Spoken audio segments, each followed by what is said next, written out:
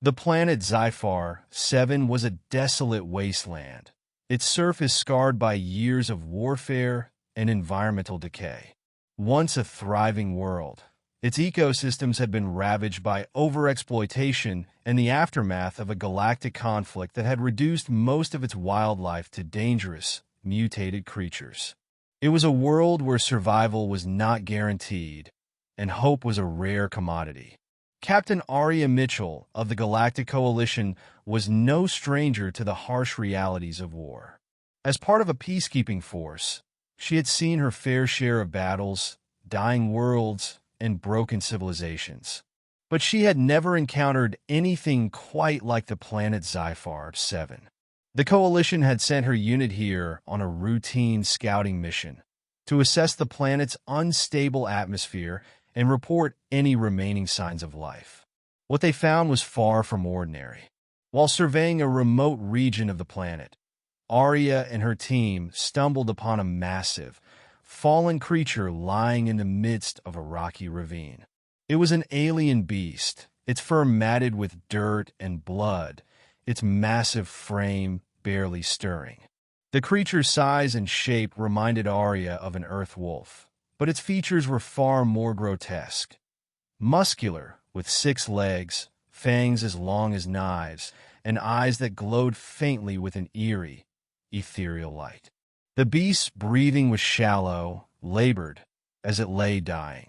Its body was riddled with wounds, the result of a battle that it had clearly lost. As Arya approached cautiously, her heart heavy with the realization that they had found something that was once a formidable predator, she could see the creature's spirit had all but faded. Its once glorious fur was covered in cuts, burns, and scars, and it looked as if all hope had left it. Arya felt a deep sadness in her chest, knowing that the creature had fought bravely to survive on this dying world, but had been left to perish alone. It was a fate that she had seen too many times before. Brave warriors, alien or human, who had given everything only to fade into obscurity. "Captain," one of her soldiers called out, his voice low with concern. "It's not going to make it. We should report this and move on." Arya glanced at her team, but her eyes remained locked on the creature's weakened form. She knew what it was like to fight and feel as though no one cared. She had experienced it countless times herself. The instinct to help, to save, surged within her. The beast had lost everything, its pack, its territory, its dignity, but there was still a chance to save it. "No," Arya said, her voice firm. "We don't leave anyone behind. Not today." She crouched down beside the creature, reaching for her medkit, scanning its body for signs of life that could be salvaged. The beast's eyes flickered toward her, and for a brief moment, she saw something in its gaze, a flicker of recognition, a final plea for mercy. Her hands worked quickly as she applied a stabilizing serum, patching up the wounds the creature had sustained.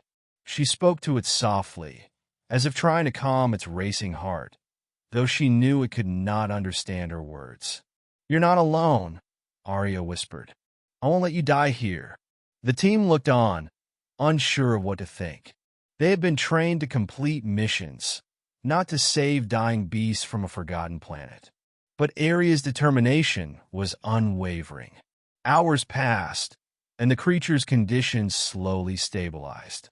It wasn't fully healed, its injuries were severe, and it would take time to regain full strength, but it had survived the night.